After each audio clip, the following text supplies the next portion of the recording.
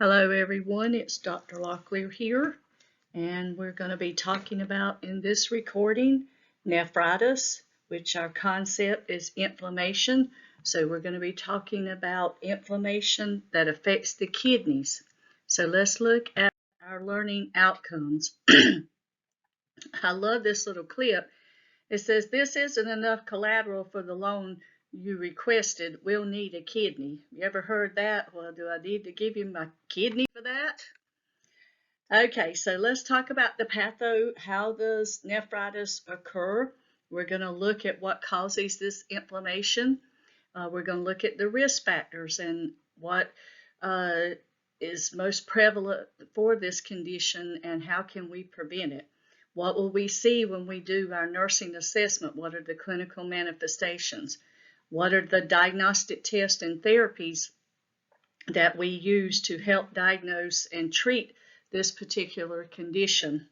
How does nephritis affect the lifespan? So how does it affect children versus the older adult? And how do we use the nursing process when we're working with the patient with inflammation of the kidneys?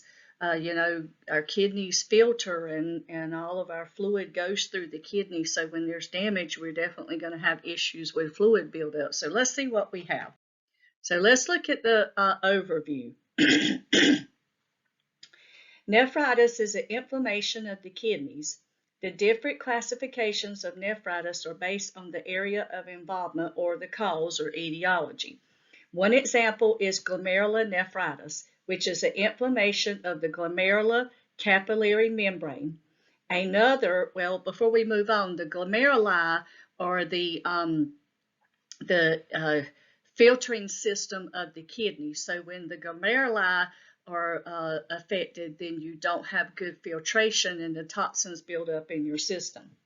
Another is acute post-infectious glomerulonephritis, or APIGN, which may develop as a response to a group A beta hemolytic streptococcal infection of the skin, or impetigo, or the pharynx, strep throat. So just a simple skin condition such as impetigo that we see a lot often in children, and strep throat in children. Other infecting organisms that cause APIGN are Staphylococcus, Pneumococcus, and Coxsackie virus. Patients with SLE, which is systemic lupus, are also at high risk for developing nephritis called lupus nephritis as a result of autoimmune attacks on the kidney. So what is our patho? How does this occur? When antibody-antigen complexes acutely localize in the glomerular capillary wall of the kidney, the body reacts to this inflammation of the area and obstruction. This inflammation causes the glomerular membranes to thicken, because we know anytime we have an infection, our immune system's going to kick in. So it's reacting to this inflammation. So you got a thickening to the glomerular membranes, which obstructs the capillaries and resulting in a decrease in glomerular filtration rate, or your GFR. This destruction in the glomerular capillary area leads to an increase in vascular permeability, allowing protein and red blood cells to be excreted at a rate higher than normal. The loss of protein changes osmotic pressure in the vascular system of the body, and there is also retention of sodium and water, which changes intravascular and interstitial spaces, leading to the edema, because we know that sodium draws water and thereby causing the more edema. This process is called acute proliferative glomerulonephritis. So we've definitely got an issue here with retaining this fluid. So what is this glomerulonephritis? So you have an acute phase, as we just discussed, and you now have a chronic glomerulonephritis. This is typically the end stage of glomerular disorders such as rapidly progressive glomerulonephritis, which is RPGN, lupus nephritis, and diabetic nephropathy. In many cases, however, no previous glomerular disease has been identified. Slow progressive destruction of the glomeruli, again, destroying the glomeruli, which is part of the filtering of the kidneys. So you have a slow progression destruction of the glomeruli and a gradual decline in renal function are characteristic of chronic glomerulonephritis. So it's long term, it happens over time.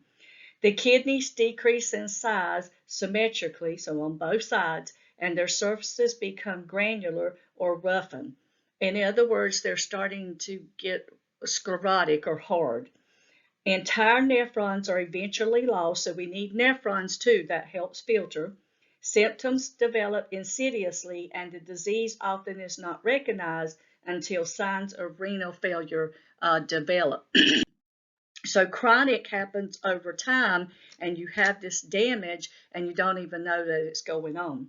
Lupus nephritis is one of the most severe consequences of systemic lupus erythematosus, or LSE, an inflammatory autoimmune disorder affecting the connective tissue of the body. Excuse me. Manifestations of lupus nephritis range from microscopic hematuria to massive proteinuria. So we don't want to lose blood, and we don't want to lose protein either. Nephritis is a major cause of morbidity and mortality associated with SLE. Manifestations of lupus nephritis range from microscopic hematuria to massive proteinuria. Its progression may be slow and chronic or fulminant, with a sudden onset and the rapid development of renal failure. Anti-glomerular basement membrane disease, or anti-GMB disease, formerly called Goodpasture syndrome, is an uncommon complex disorder characterized by the production of autoantibodies that attack the lung and kidneys.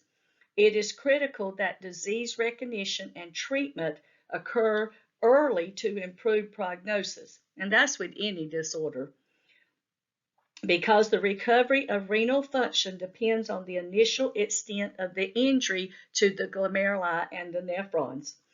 There is strong evidence supporting the link between disorder and genetic susceptibility. Environmental factors such as smoking, we know smoking causes a lot of issues. Infections, and we just talked about 2 infections. Cocaine inhalation or exposure to organic solvents can trigger disease development. Diagnoses of anti-GMB, or what we used to call Goodpasture syndrome, is based on a review of symptoms, physical exam, laboratory findings, kidney biopsies, and chest x-rays. Laboratory testing may indicate elevated serum creatinine and BUN. Urinalysis results can be abnormal, showing blood and protein in the urine. A combination of plasmapheresis, which is a procedure to remove damaging antibodies from the plasma, it removes the circulating anti-GMB antibodies, and immunosuppression is the treatment of choice for this, what we call Goodpasture syndrome. So immunosuppression. And here is just a little picture that I found of what we call Goodpasture syndrome.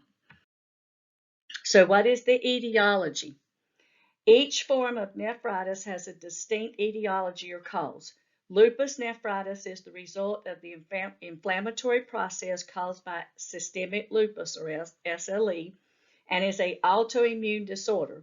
Glomerulonephritis can result from infection, diabetes mellitus, or SLE. Tuberculointestinal nephritis results from injury to the renal tubules and interstitium, often secondary to glomerular damage due to drugs, toxins, and radiation, and renovascular disease, because everything that goes through our body is metabolized by the kidneys and the liver. So if you've got strong medications, and there are lots of medications out there that affect kidney function, ibuprofen being one of them. So we need to be mindful of patients that have kidney disease about some of these drugs that they may be taking. What are the risk factors?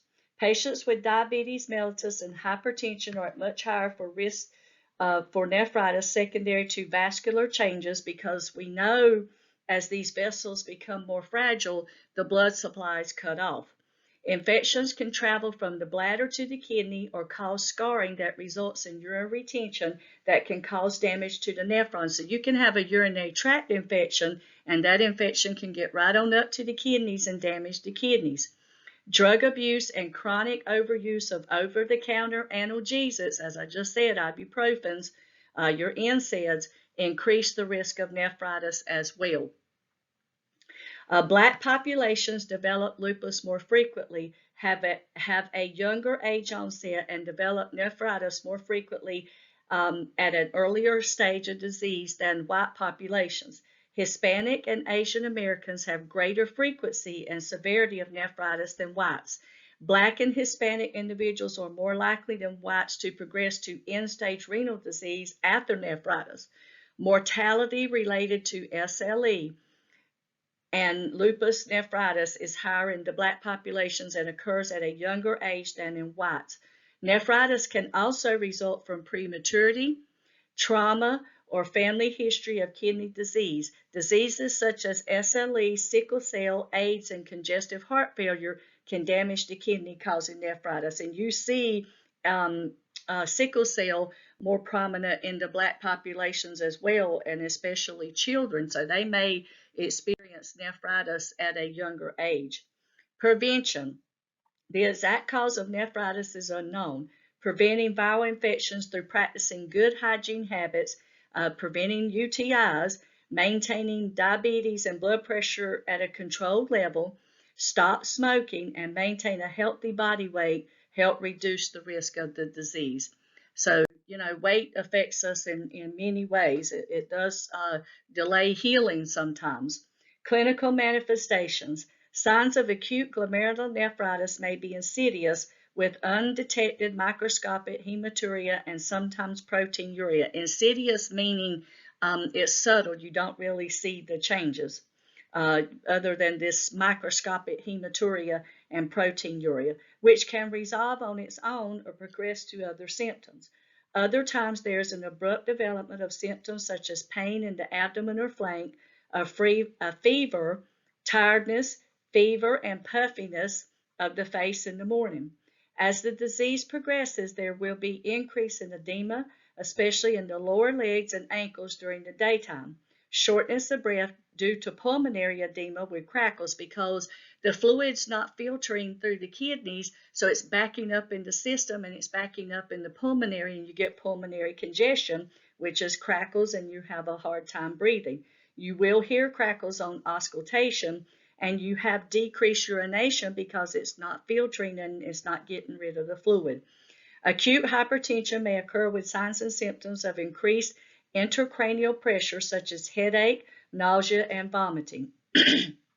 Acute post-infectious glomerulonephritis is characterized by an abrupt onset of hematuria, which is blood in the urine, proteinuria, which is protein in the urine, sodium and water retention, and evidence of azotemia, which is abnormally high levels of nitrogen waste products in the blood. This occurs 10 to 14 days after the initial infection. The urine often appears brown or cola colored, so dark. Sodium and water retention increases extracellular fluid volume, leading to hypertension and edema. The edema is noted primarily in the face, particularly around the eyes, that periorbital edema we were talking about. Dependent edema affecting the hands and upper extremities may also be present. Other manifestations are fatigue, because you're short of breath, anorexia, and nausea and vomiting, and headache, because you don't want to eat when you got these symptoms. And look at this picture here of the urine. It's what we call tea-colored, and that's how you would describe it. And I bet if they checked it, it had some blood in it. So what is our collaboration? As interprofessional healthcare team is needed to care for the patient with nephritis, the team includes a nephrologist, the patient's primary healthcare provider, nurses, dietitians, social workers, skin specialists, usually ostomy nurses with an expanded practice, and pharmacists. Depending on the age and comorbid conditions, an endocrinologist, immunologist, and home health team, if the patient is older, may be included. If the patient is pregnant, a maternal fetal medicine specialist is required, and if the patient is a child, the parents and the school system will need to be involved. The goals of treatment are to prevent further damage to the kidneys, so stop whatever's causing the issue, control any underlying comorbid conditions such as hypertension and diabetes, and we're seeing more of that in children as we see more childhood obesity, and reduce signs and symptoms the patient is experiencing. And look on page 751, you have clinical manifestations and therapies. So you have your cause, your clinical manifestation, and the therapy. Sodium and water retention. You'll see hypertension, hematuria, and then the treatment, diuretics, antihypertensives, things like that. Severe hypertension, this is extremely elevated blood pressure, and you need IV dioxide, hydralazine, or labetalol, and all of these are to get your blood pressure down. Progressive edema, immunosuppressive therapy, your cyclophosphamide and azathioprine, corticosteroids, your steroids. Encephalopathy, so you're going to see some headache, nausea, and vomiting. You want antihypertensives, analgesics, and any other additional therapies needed to get that blood pressure down. And then presence of infection, and we know we're going to use antibiotics, and sometimes they'll use broad spectrum antibiotics till they identify the type of bacteria, maybe if it's coming from a urinary tract infection. Bed rest and antipyretics for the fever. Make sure you read over that.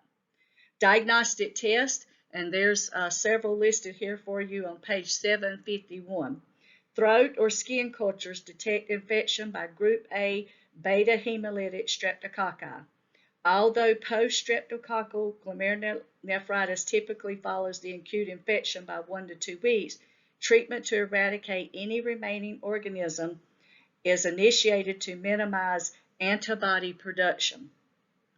Anti-streptolysin O or ASO titer and other blood tests detect streptococcal enzymes, bacterial enzymes that stimulate the immune response in acute post-infection glomerulonephritis.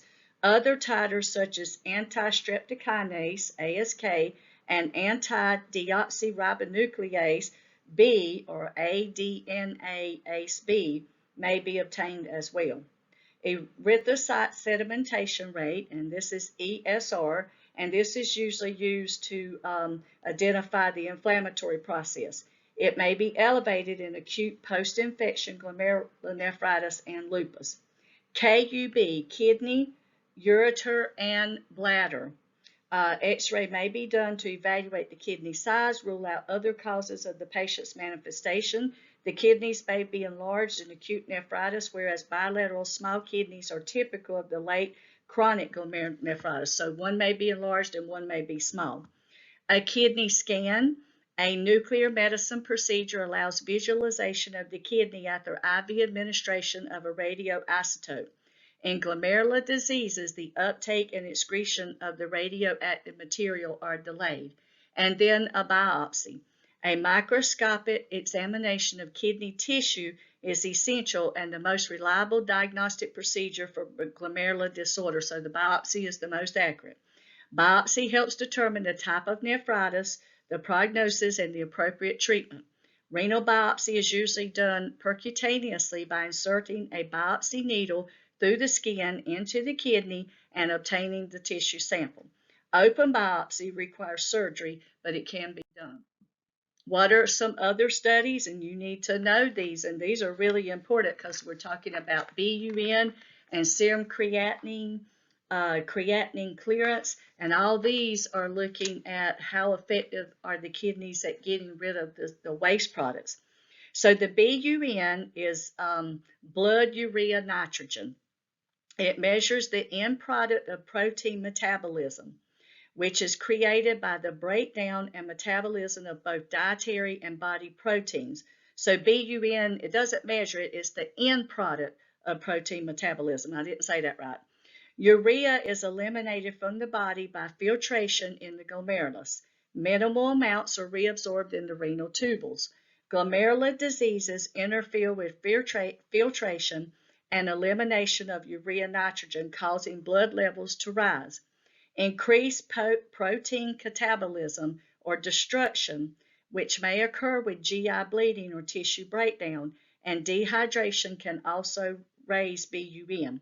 Levels up to 50 or 17.7 indicate mild azotemia, and levels higher than 100 or 35.7 indicate severe renal impairment. The serum creatinine measures the amount of creatinine in the blood. Creatinine also is a metabolite byproduct produced in relatively constant amounts by skeletal muscles. It is excreted entirely by the kidneys, making serum creatinine a good indicator of kidney function. BUN focus is on that nitrogen and that protein metabolism, but creatinine, and I so agree with this, it is the truer indicator of how your kidneys are functioning. So you need to pay close attention to that when you're looking at blood work. It is excreted entirely by the kidneys, making serum creatinine, again, that good indicator of kidney function. Normal values are lower in the older adult because of decreased muscle mass. Levels greater than 4 milligrams per deciliter indicate serious impairment of the renal function. Urine creatinine is also an indicator of renal function and glomerular filtration rate. Urine creatinine levels decrease when renal function is impaired because creatinine is not effectively eliminated from the body. Creatinine clearance is a specific indicator of renal function used to evaluate the glomerular filtration rate. The clearance or amount of blood cleared of creatinine in 1 minute depends on the amount and presence of blood being filtered and the filtering ability of the glomeruli. Levels normally decline with age as the GFR decreases in older adults. Disorders such as nephritis can affect glomerular filtration, decreasing the creatinine clearance. So you want to look at that as well. Serum electrolytes are evaluated based on impaired kidney function, which alters their excretion. Monitoring serum electrolytes is particularly important to prevent complications associated with imbalances. So they're evaluated because they can be elevated because they're not being cleared out of the system, and you don't want to be hyperkalemic and have hypernatremia or hypercalcemia, because all of these can affect cardiac function. So this patient, even with nephritis, probably needs to be on a heart monitor. We need to do some cardiac studies as well. Urinalysis often shows RBCs and proteins in the urine of patients with this disorder.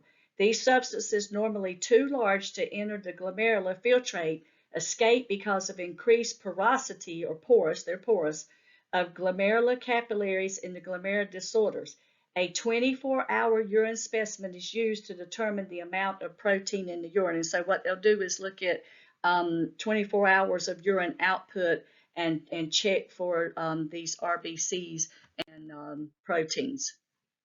So what are the goals of pharmacologic therapy? So what are we looking at? What medicines are going to help this patient? The goals of drug therapy are to decrease the amount of inflammation and stop the destruction of glomeruli. We want to stop the destruction of the inside of the kidney, because if they don't function, you're going to be in fluid volume overload. The type of drug treatment used depends on the underlying cause and whether the symptoms are acute or chronic. In the case of APIGN, penicillin-type antibiotics can kill the streptococcal bacteria and cure the infection. So as a nurse, you would need to think, well, this patient needs a penicillin-type medication, but a lot of people are allergic to penicillin. So it can stop the streptococcal bacteria, cure the infection. which removes the stimulus for antibody production directed at the kidney. If the patient has another type of bacterial infection, that also needs to be treated. Nephrotoxic antibodies, such as aminoglycosides, are avoided. In other types of glomerulonephritis, drug therapy is focused on decreasing the amount of inflammation, decreasing the blood pressure, and eliminating excess fluid from the body, so some diuretics. Treatment with corticosteroids not only suppresses inflammation, but also has an additional effect on decreasing swelling and edema.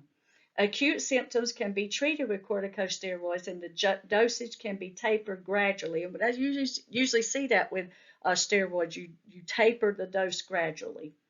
Acute symptoms can be treated, again, with these corticosteroids. Chronic symptoms that require long-term treatment with corticosteroids can lead to the development of Cushing syndrome with its wide range of adverse effects, such as fat deposits in the cheeks, so you may have a moon face look to your face, thinning of the extremities because you have muscle wasting and weakness, abdominal obesity, poor wound healing, growth suppression in children and in females, dark facial hair, and amenorrhea, so it stops your period. Also, because corticosteroids reduce the signs and symptoms of inflammation, these drugs can sometimes mask the presence of underlying infections. An alternative to long-term corticosteroids, other immunosuppressive drugs can be used to treat the inflammation. A number of immunosuppressive drugs that are used to treat organ transplant rejection have been tried, but only cyclophosphamide has been shown to be effective in treating severe chronic inflammation. And then you have drugs to look at the hypertension and the edema. Hypertension is another concern in patients with this disorder. Glomerulonephritis can cause high blood pressure because it's not filtering the fluids backing up. In turn, high blood pressure can further damage the the nephrons because it's putting pressure on them and they're going to rupture. Hypertension may be one of the first signs of glomerulonephritis. Yeah, anytime a person has high blood pressure, they need to check their kidney function, not just cardiac. Another initial manifestation may be edema of the ankles and legs and abdomen. Hypertension is treated with antihypertensives, including ACE inhibitors, alpha adrenergic blockers, angiotensin receptor blockers, beta adrenergic blockers, and calcium channel blockers. And these medications are in module 16, 16.6 in perfusion, and we're going to be talking about perfusion this semester. Because perfusion really relates to this concept of inflammation, because if I can't perfuse and get the blood supplied, then the oxygen's going to be cut off and I'm going to have ischemia. So all these concepts relate to each other. Patients may need to be on several antihypertensives. I've known patients to be on 4 or 5 of these combination blood pressure medicines. Blood pressure management is important because systemic and renal hypertension are associated with a poor prognosis with these patients. And so not just with medicines, they need to watch their salt intake as well. Edema is treated with diuretics, loop diuretics such as Lasix and your thiazides. They remove excess body from the fluid. The diuretic effect also helps lower the blood pressure, and these medications are in module 5.1.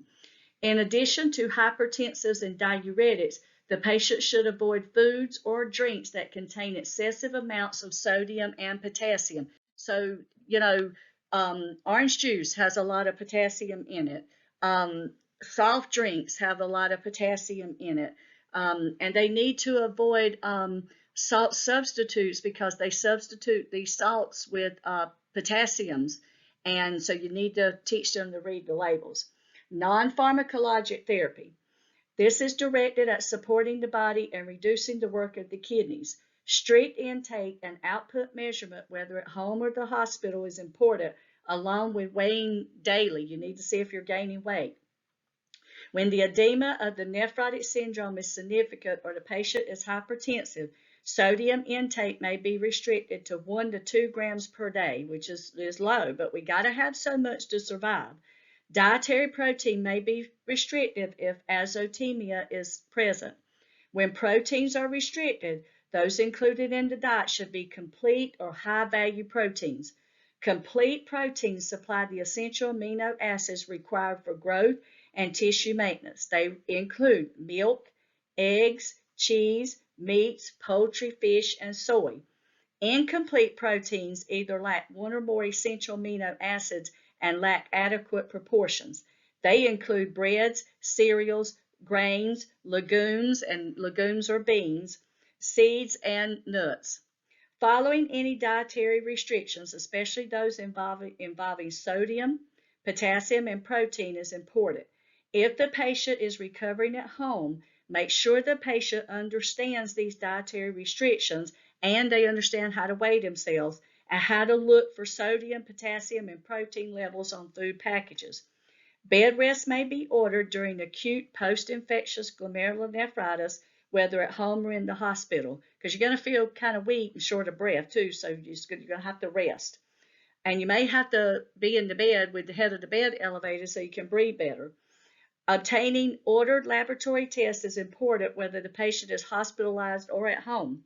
If hospitalized, fluids administered will be titrated to kidney function and fluid losses. So if I'm in the hospital and I'm getting fluids, they've got to make sure I'm not getting in fluid volume overload, and I may be on fluid restriction in the hospital. Plasma exchange therapy, which is plasmapheresis, is used in conjunction with immunosuppressive therapy to treat RPGN and anti-GMB, which is Goodpasture syndrome. Plasma and glomerular damaging antibodies are removed with a blood cell separator. The RBCs are then returned to the patient along with albumin or human plasma to replace the plasma removed. This procedure is usually done in a series of treatments.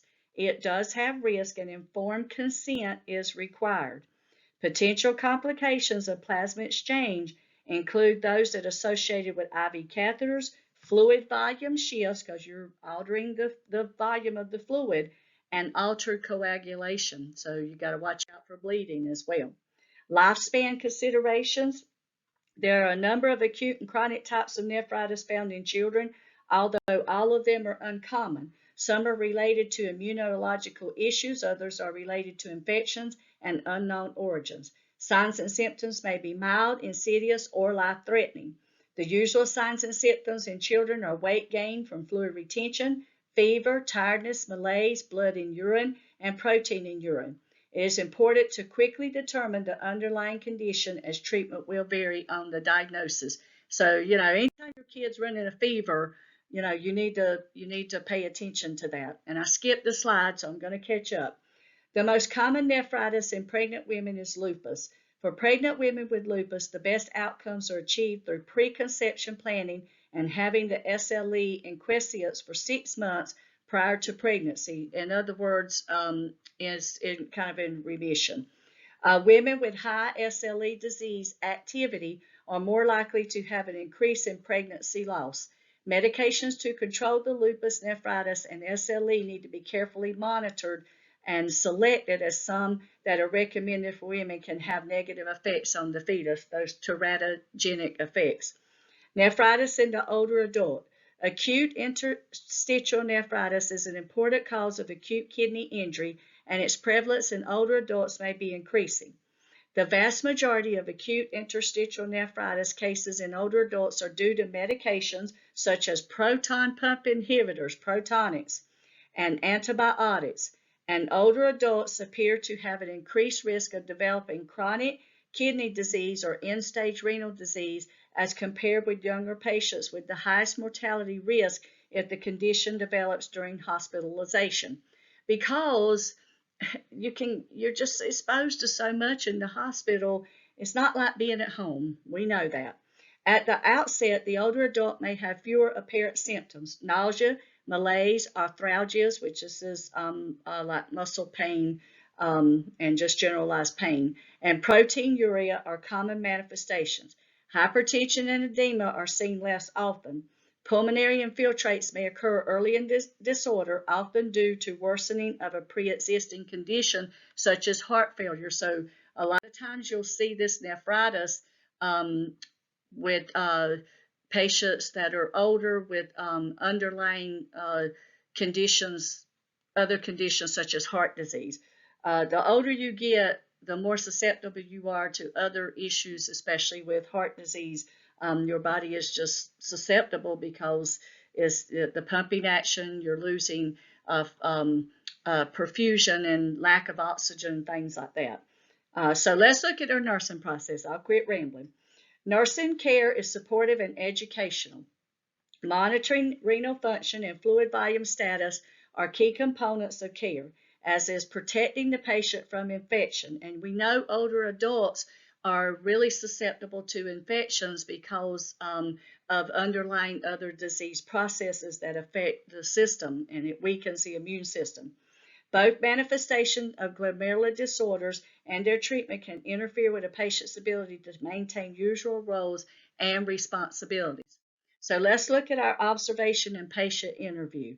The nurse should assess complaints of facial or peripheral edema, weight gain, fatigue, nausea and vomiting, headache, general malaise, and abdominal or flank pain. Cough or shortness of breath, changes in amount, color, or character of urine, history of skin or pharyngeal streptococcal infections, diabetes, systemic lupus or kidney disease, and current medications. And your chapter's already talked about a lot of the medications, NSAIDs and ibuprofens and things like that, over-the-counter medications. Physical exam. The nurse should assess general appearance, vital signs, weight, presence of periorbital facial or peripheral edema, and skin for lesions of infection. Obtain throat culture and urine specimen for color, character, odor as indicated. So a few things we need to do. Our diagnoses: risk for infection, fluid volume excess, potential for impaired skin integrity, potential weight loss if not eating, or weight gain if retaining the fluids, fatigue, and inadequate role performance from the fatigue and shortness of breath. Planning. The patient will demonstrate urinary output of at least 0.5 milliliters per kilogram per hour, and we know that 30 milliliters per hour is the standard.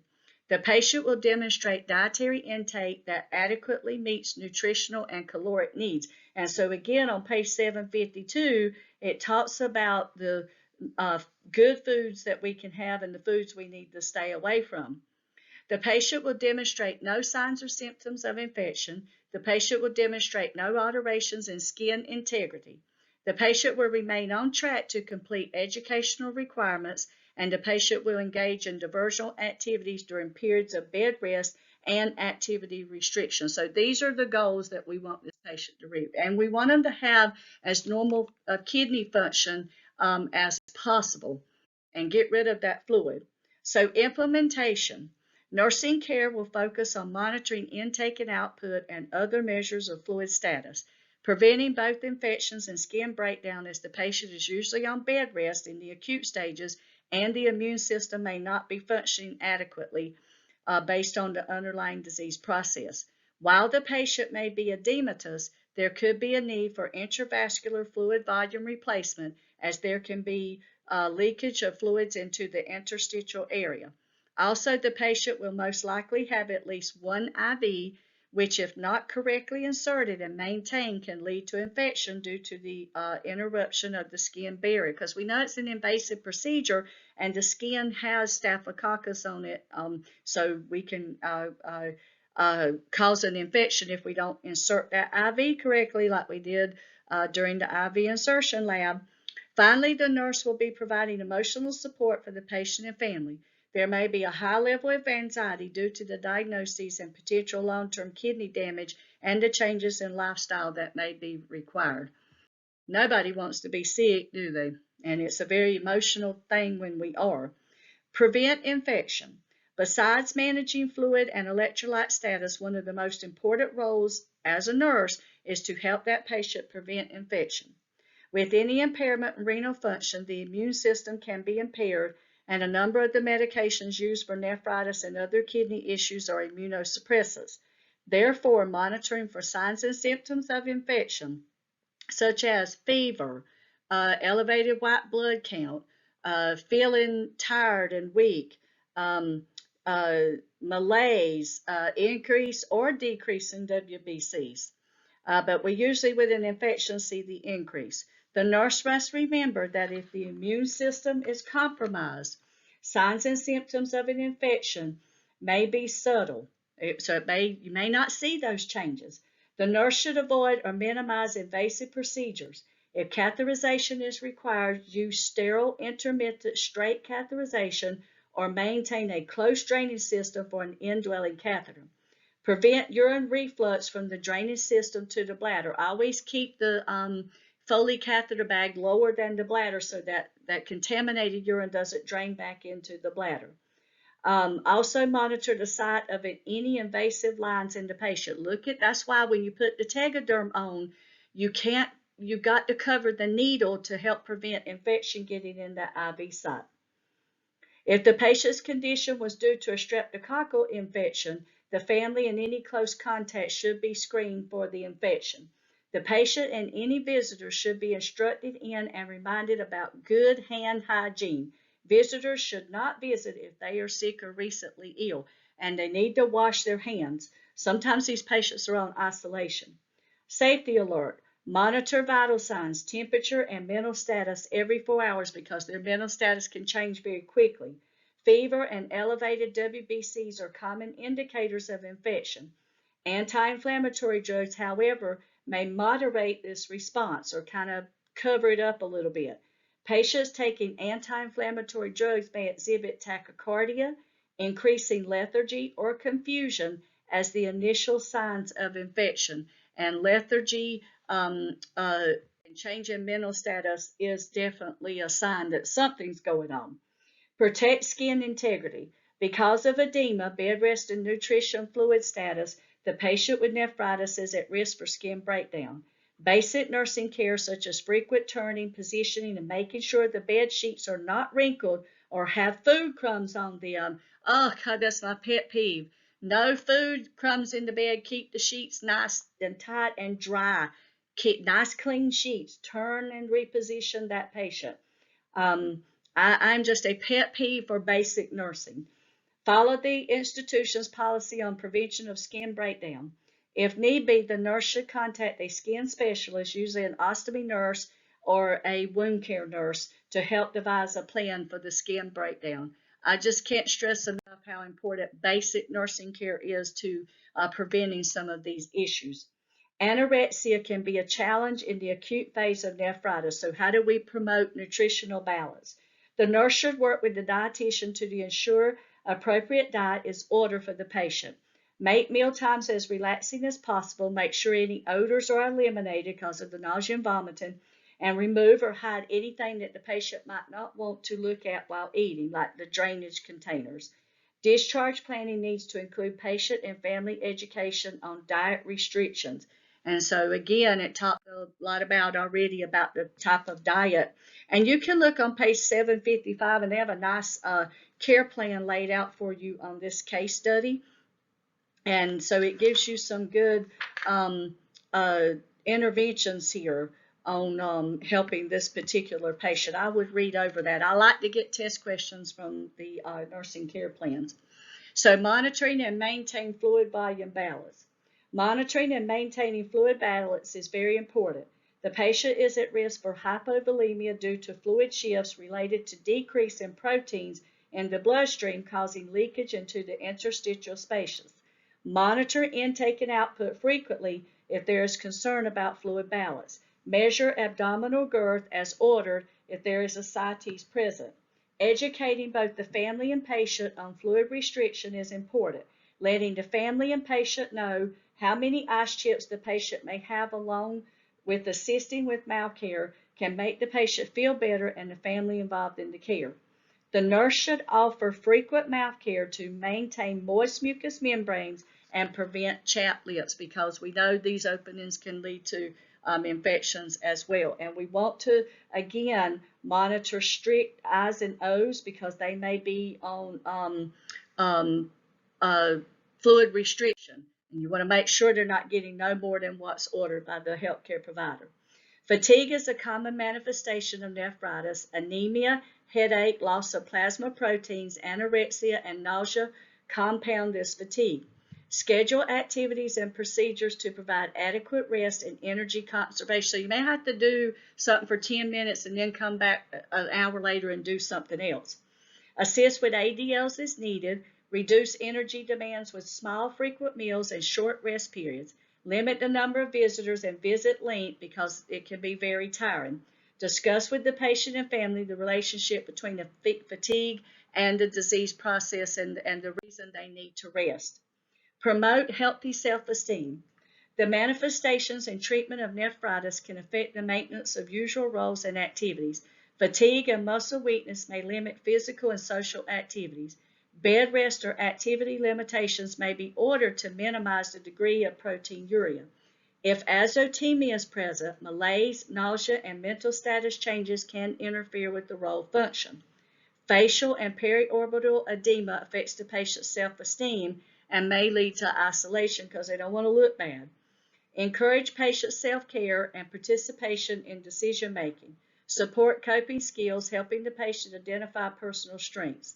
Discuss the effect of disease and treatment on roles and relationships, helping the patient identify potential changes in roles, relationships, and lifestyle. Help the patient and family develop a plan for alternative behavior and relationships, encouraging the patient to maintain usual roles as much as possible.